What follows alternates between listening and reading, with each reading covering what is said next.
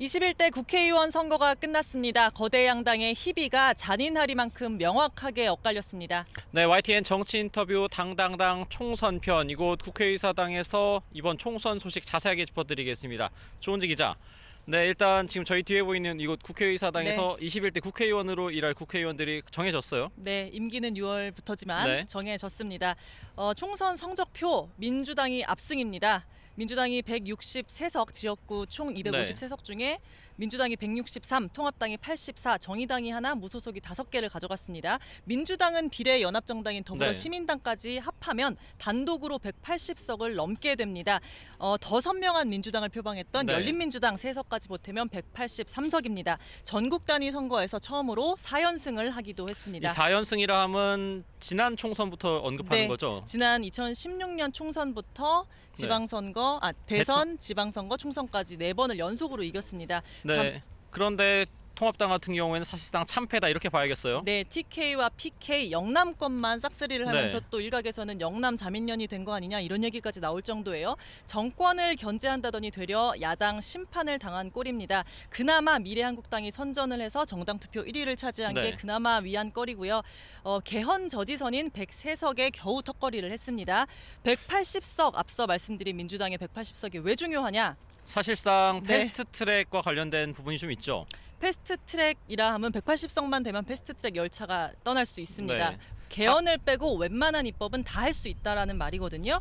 이런 공룡 정당이 탄생을 한 것은 1987년 민주화 이후에 한 번도 없었던, 민주화 이후 처음입니다. 한 번도 없었던 일이고요. 민주당은 이로써 개헌을 네. 제외한 모든 입법을 큰 무리 없이 진행할 수 있게 됐습니다. 네, 비례대표 정당 투표 결과도 좀 정리를 해드리겠습니다. 네. 이제 개표가 사실상 완료가 됐는데요. 미래한국당이 1위를 차지했습니다. 33.8%로 현재 19석이 예상이 되고요. 네. 더불어시민당이 33.3%로 17석, 그리고 정의당이 5석, 국민의당이 3석, 열린민주당이 3석으로 현재 예상이 되고 있습니다. 일단 정당 지역구 의석에서는 미래통합당이 상당히 고전을 했지만 네. 이 정당 투표에서는 미래한국당이 1위를 차지한 것을 알 수가 있고요.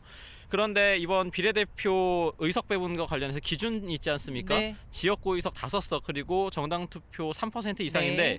이 3%에 미만하는 정당들의 합계가 총 9.5%입니다. 네. 그런데 이 가운데 가장 눈에 띄는 곳이 바로 현재 민생당. 교섭단체를 구성하고 네. 있는 민생당인데 2.7%로 이번에 비례대표 의석도 얻지 못하게 됐습니다. 사실 맨 위에 칸에 있어서 좀 네. 많이 찍지 않을까 이런 생각들이 있었는데 결국에 한 석도 얻지 못하는 네. 교섭단체에서 원외 정당으로 전락하는 그런 상황이 됐습니다. 어찌됐건 민주당은 대승, 정말 압승, 역사적인 압승인데요. 축제 분위기로 즐길만도 한데 네. 표정 관리를 하는 모습입니다. 오전에 선대위 회의가 있었어요. 압승한 당이 맞나 싶을 정도로 애써 침착하고 또 자제하는 분위기였습니다. 특히 오늘이 세월호 네. 6주기잖아요. 그래서 회의 초반에 추도 묵념을 하는 등 시종일관 엄숙한 분위기였습니다. 국민의 명령대로 코로나와 경제 후퇴라는 국난 극복을 위해 진력을 다하겠다, 무거운 책임감을 느끼겠다 이런 메시지를 공통적으로 내놨는데요. 이해찬 대표의 발언 직접 들어보시죠. 지금 민주당은 더욱 정신을 바짝 차려야 할 때입니다. 국정을 맡은 무거운 책임감을 먼저 가져야 합니다.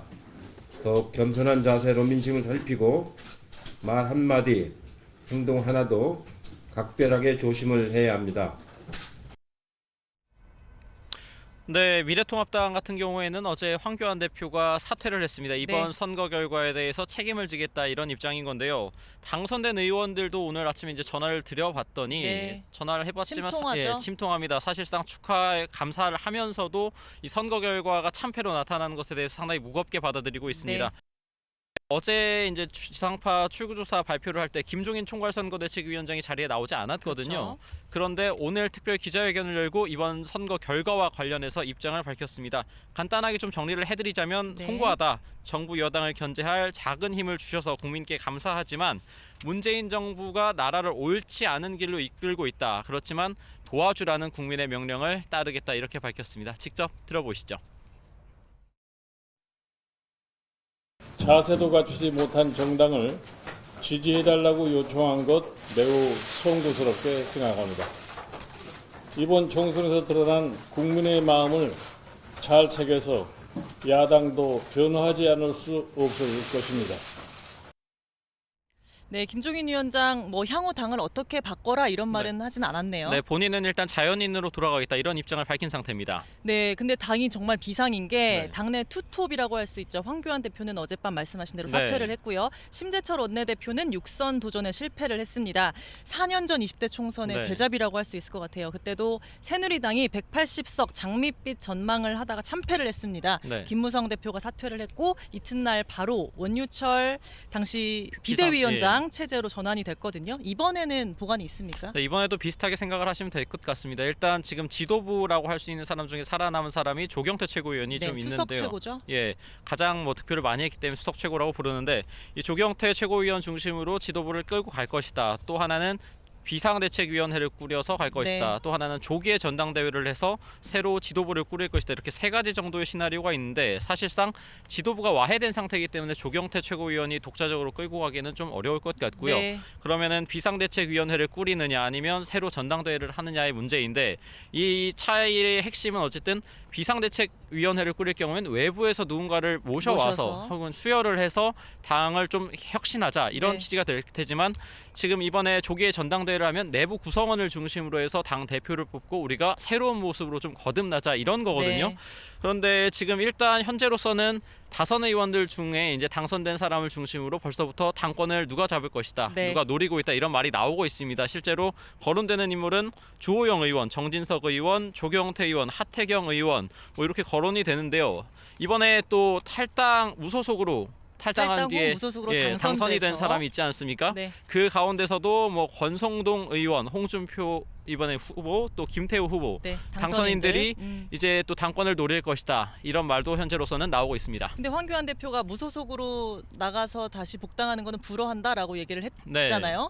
본인이 나갔으니까 뭐 이제 다시 들어올 수 있는 건가요? 네, 일단은 당 대표가 그래도 공식적으로 한 얘기 때문에 당내 논의가 좀 필요하다 이렇게 당내에서는 얘기가 나오고 있습니다. 그렇긴 한데 뭐 한 명이 아쉬울 테니까 아마 네. 뭐 복귀가 가능하지 않을까 전망이 됩니다. 당권 주자가 벌써 이렇게 관심을 받는 게 지역구 100석도 못 얻은 이 최악의 참패를 어떻게 네. 수습할 것이냐, 그리고 동시에 2년 뒤에 대선이거든요. 여기에 나갈 보수의 인물이 있느냐. 먼저 황교안 대표, 이제 전 대표인데 정치적으로 부활이 가능한 상황인가요? 네, 현실적으로 상당히 어렵다 이렇게 평가를 내릴 수밖에 없습니다. 네. 이번 서울 종로 선거 사실상 미리 보는 대선이지 않았습니까? 그렇죠. 네, 본인 당 대표로서의 어떤 대권 주자로서의 또 있지만 당 선거를 참패를 받았기 때문에 정치인 황교안으로서 두 번 평가를 받은 건데 그렇죠. 어떤 두 번 다 국민의 선택을 받지 못했다는 점에서 향후 대권 가도에는 적신호가 좀 커졌다 이렇게 봐야 될 것 같습니다. 네. 동시에 또 황교안 전 대표가 이제 당을 끌어오는 과정에서 여러 가지 말이 좀 많이 나왔어요. 그렇죠. 뭐 공천 과정은 물론이거니와 또 태극기 세력과 사실상 선을 확실하게 긋지 못하면서 네. 탄핵 이후에 통합당이 새롭게 거듭나지 못했다 이런 지적이 끊임없이 나왔습니다. 또 있었죠. 오세훈 전 서울시장 같은 경우는 정치 신인인 고민정 후보한테 졌는데 네. 타격이 클 것 같아요. 네, 아무래도 서울시장 사퇴하고 나서 또 지난 20대 총선에서 서울 종로에서 낙선하고 네. 재기를 노려왔는데 광진을을 사실상 보수 계열 후보가 당선된 곳이 없다 보니까 네. 이번을 통해서 좀 재기의 발판으로 삼으려고 했는데 이마저도 조금 어렵게 됐습니다. 네, 반면 여당에서는 이낙연 위원장이 순항하는 분위기입니다. 지금 여야를 통틀어서 가장 강력한 차기 후보 단연 이낙연 당선인인데요. 안정적인 의석 확보를 넘어서 민주당의 압승을 견인을 했습니다. 벌써 5선째예요. 탄탄대로겠군요. 그렇죠. 이제. 전남지사의 국무총리 최장수 국무총리까지 거쳤습니다. 사실 이낙연 당선인 네. 유일한 좀 약점이랄까요? 좀 힘이 없다라고 하는 부분이 당내에 개파가 없다라는 게 그나마 약점으로 지적되었던 부분인데 전국구 스타로 거듭을 낳고 또 이번에 후보들 지원 유세를 같이 많이 다니면서 당내 입지도 아주 탄탄하게 굳혔습니다.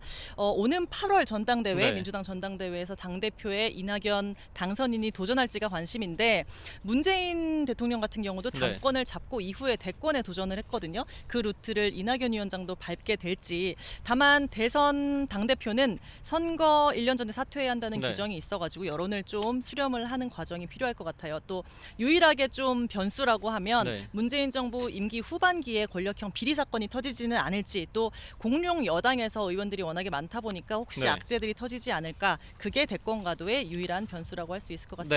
네. 마지막으로 요것만 좀 살펴보죠. 이번에 민주당과 통합당이 사실상 거대 양당 체제로 회귀하지 않았습니까? 그러다 네. 보니까 소수 정당들 앞으로 어떻게 해야 할 것인가, 이 부분도 네. 좀 봐야 될 것 같아요.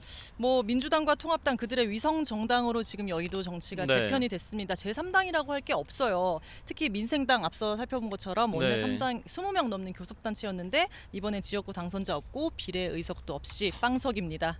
네, 사실상 어떻게 보면 교섭단체 지위는 물론이거니와 당도 해체 수순에 접어들었다, 이렇게 봐야 될 것 같은데 네. 정의당도 사실 기대했던 것만큼 의석을 얻지 못했어요. 지역구에서 심상정 대표 혼자만 살아남으면서 네. 체면 치레를 했고요. 6석으로 현상을 유지하는 데 그쳤습니다. 그나마 정당 득표율이 조금 오른 게 유일한 성과인데 네. 심상정 대표 방금 전에 오전에 해단식에서 울먹이면서 더 많이 당선시키지 못해서 미안하다라고 얘기를 했습니다. 민주당 이중대라는 비판을 넘어서 존재감을 좀 찾을 수 있을지가 고심이 깊습니다. 네, 일단 그리고 국민의당 그리고 열린민주당도 각각 3석을 확보하기는 했습니다만 앞으로 이제 21대 국회에서 어떻게, 열린민주당 같은 경우에는 민주당과 함께 할 가능성이 네. 높아 보이긴 하지만 국민의당 같은 경우에는 중도 노선을 네. 이제 추구하고 어느 있기 쪽으로 때문에 갈지. 어느 쪽으로 네. 방향을 추구할지, 또 이게 어느 정도 실제적으로 효과가 작용할지는 좀 그렇죠. 지켜봐야 할 것 같습니다. 네, 저희가 준비한 소식 여기까지입니다. YTN 정치 인터뷰 당당당 총선편, 총선 이튿날 여운이 아직 가득한 국회의사당에서 전해드렸습니다.